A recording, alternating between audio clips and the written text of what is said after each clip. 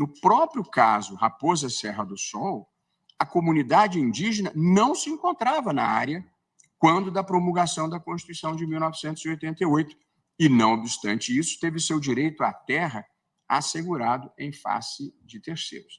Portanto, queira-se ou não continuar a utilizar a expressão marco temporal, a verdade é que claramente a decisão em Raposa Terra do Sol atenua a rigidez de um marco único com presença física. E aqui, e o que eu observei agora, a Constituição de 88 protege o direito dos povos indígenas à sua identidade cultural e, portanto, lhes assegura direito à terra à luz da sua cultura, e não tendo em vista os conceitos e comportamentos da sociedade dominante. Ou seja, para saber se houve uma reivindicação permanente daquela área, nós não podemos utilizar os mecanismos que utilizaríamos se estivéssemos verificando o comportamento dos integrantes da sociedade dominante. A preservação do vínculo de tradicionalidade com a terra e a resistência ao apossamento por não indígenas devem ser interpretados com base nos costumes e práticas dos próprios indígenas. Também observo, presidente, para formular a solução que me parece justa, a ideia de que se deve ter deferência ao trabalho técnico desempenhado pelos antropólogos.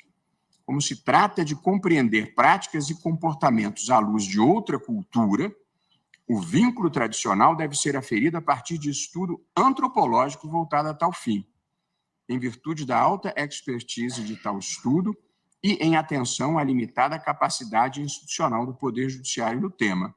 O Judiciário deve ser deferente ao entendimento técnico, vírgula, muito importante, salvo vício flagrante comprovado por trabalho igualmente técnico e idôneo.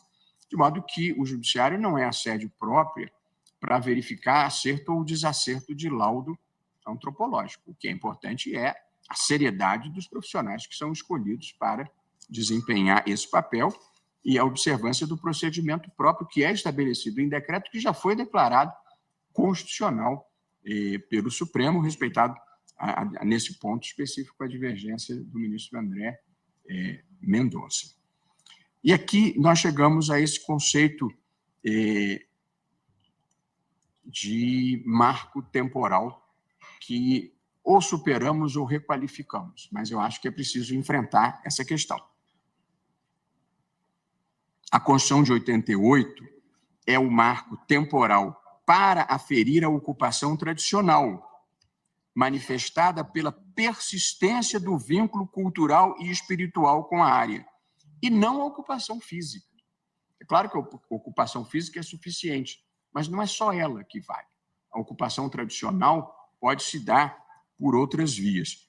E é neste sentido que se proclamou a noção de marco temporal no caso Raposa Serra do Sol, de que cabe ao perito atestar a presença física ou a persistência do vínculo cultural atual quando da promulgação da Constituição de 1988, quando a comunidade tenha sido desapossada da área forçadamente.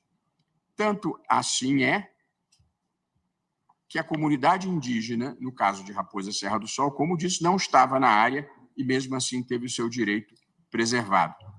Considerando, contudo, que a noção foi erroneamente interpretada por decisões posteriores ao caso, é o caso, ou, como disse, ou de se requalificar o marco temporal para que não equivalha à ocupação física, ou abandonar. Eu acho que a requalificação adequada pode ser suficiente, porque acho que a decisão em Raposa Serra do Sol fez isso de maneira adequada. E o que ocorreu depois foi uma interpretação errônea do que significaria o marco temporal. O outro conceito, presidente e prezados colegas, importantes aqui é o de esbulho renitente. Decisões posteriores ao acórdão do caso Raposa Serra do Sol, proferida por instâncias inferiores ou por órgãos fracionários, desenvolveram essa noção de esbulho renitente, que seria aquele caracterizado por 1.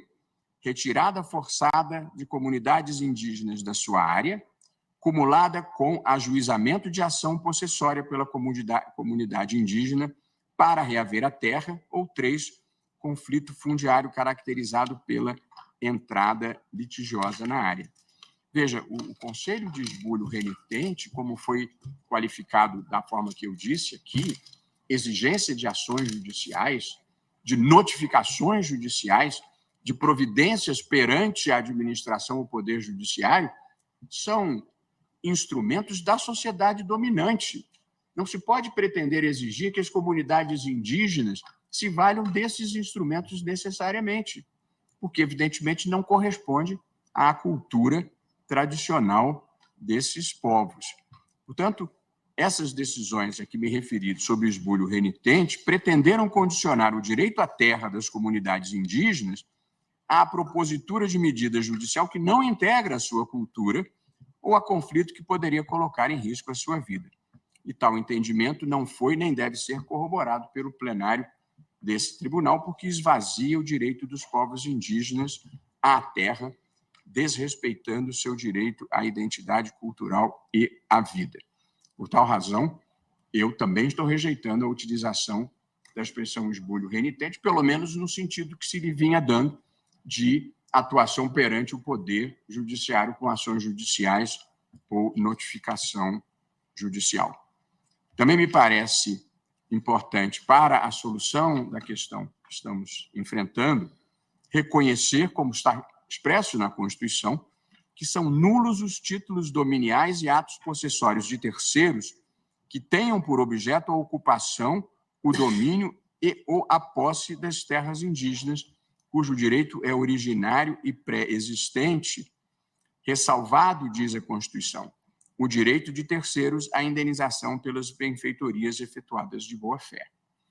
Aqui há uma sutileza que eu vou enfrentar mais adiante no tocante à indenização. Mas não é indenização pela demarcação da terra indígena. É outro tipo de indenização, como pretendo demonstrar. Portanto, e ainda um último item que me parece importante para a resolução do caso específico, é que a proteção dos direitos territoriais indígenas se dá mesmo sem a finalização do processo administrativo de demarcação, sobretudo nas circunstâncias desse caso, quando a não conclusão da demarcação decorreu de uma omissão deliberada da União depois da portaria do Ministério da Justiça e após o indiscutível reconhecimento do laudo antropológico.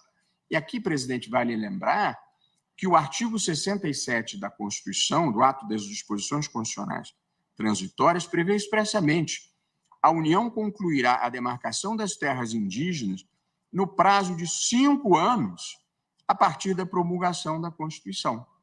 E já se passaram 35.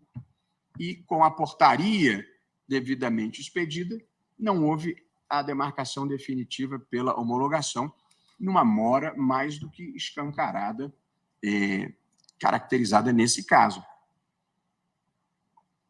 De modo que, elaborado o laudo antropológico e expedida a portaria do Ministério da Justiça, já se sabe qual é a área que deve ser reservada às comunidades indígenas. E é por isso que, a meu ver, os indígenas têm o direito de adentrar e permanecer na área, inclusive porque esse é um fator que favorece o reconhecimento da sua resistência.